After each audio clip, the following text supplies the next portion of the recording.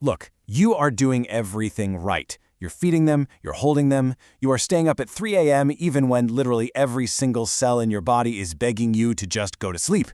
Welcome to today's Explainer, where we're going to use developmental psychology to look at the exhausted, messy, real-world reality of new parenthood. We are diving deep into the source material to take a scientifically grounded but deeply empathetic approach to translating exactly what your baby's behavior is actually telling you. Okay, let's dive right into this. Somewhere in the back of your mind, a quiet question probably keeps creeping up. Does my baby actually know I love them?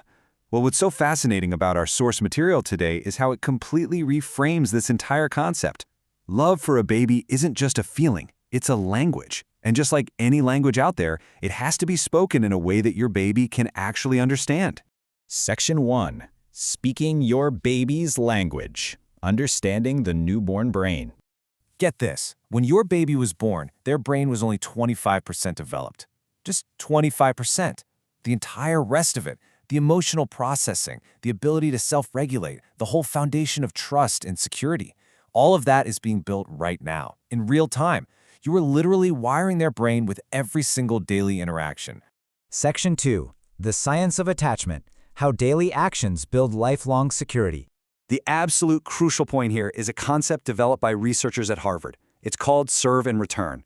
It works like this. Every time your baby makes a sound, a little gesture, or a facial expression, that's the serve. When you respond to it, that's the return. By doing this, you are literally wiring neural pathways that shape how they experience love and safety.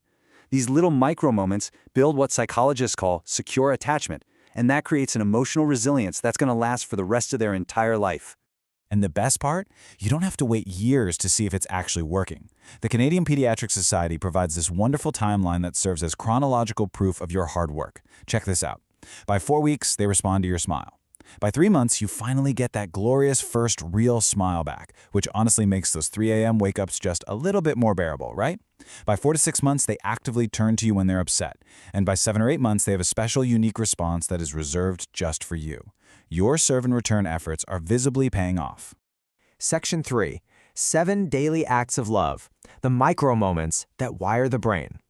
Now, what's really interesting about this slide is how it breaks down into actionable steps. Here is our roadmap of 7 daily actions and their neurological benefits. And this completely reframes those everyday chores. Changing a diaper or giving a bath, those aren't just tasks anymore. They are critical brain-building conversations. Let's move through these one by one and see how each one builds right on top of the last. Action 1. Look at them. And I mean look at them like they're the only person in the room. Newborns are masterful at reading faces, specifically your face. When you make warm, present eye contact, your baby's brain releases oxytocin. That's the bonding hormone. On the flip side, studies like the famous still face experiment show that when a caregiver's face is flat or emotionally absent, babies become deeply, visibly distressed. So your warm gaze is quite literally love made visible to them. Action 2. Talk to them about everything. Look, I know it feels a bit silly to narrate your morning routine to someone who can't talk back, but every single word you speak is mapping safety onto the sound of your voice. You are building their language architecture. Research around the 30 million word gap shows that babies who are spoken to more develop dramatically stronger skills later on.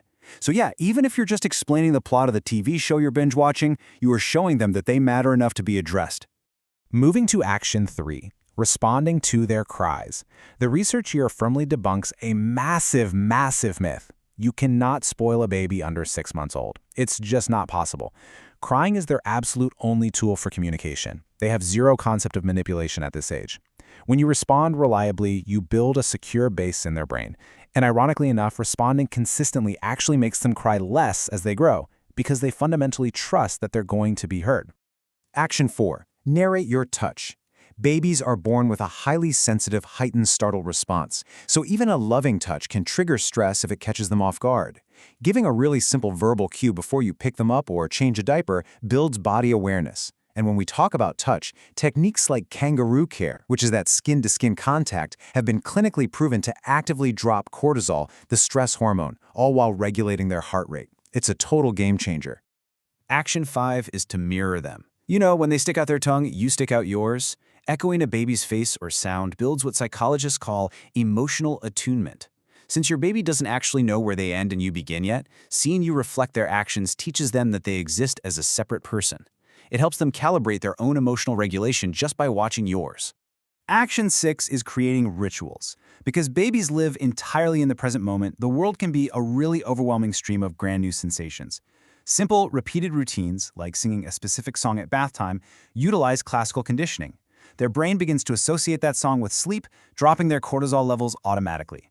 You are building what we call islands of predictability. And remember, to a baby, predictability equals safety.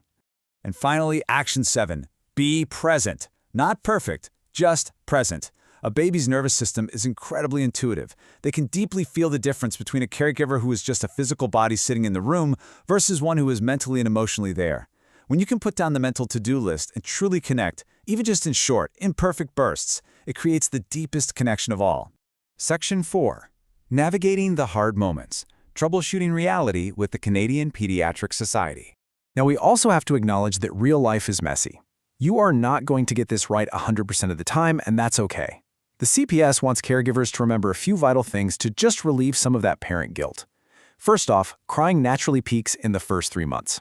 If you're overwhelmed, it is absolutely okay to place your baby safely in their crib and step away for a moment just to breathe. Next, if you use daycare, please don't panic. Babies can securely attach to multiple caregivers without erasing your primary bond whatsoever. Lastly, if you are struggling with postpartum depression, please reach out. Treating it is vital because consistency trumps perfection every single time, and your health directly impacts your baby's attachment. There's this really powerful thought from our source material that completely shifts this whole perspective. It says, presence is not a gift you give your baby at the cost of yourself. Think about that.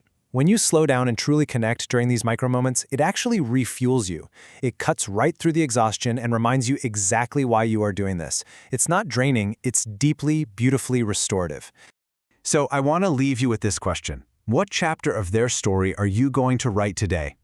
Every single time you look at them warmly, speak to them, respond to a cry, or simply stay present in a beautifully imperfect moment, you are literally writing their lifelong foundation of trust and love. Keep speaking their language. Thank you so much for joining me for this explainer. I really hope you walk away today feeling empowered and deeply connected to the science of your baby's mind.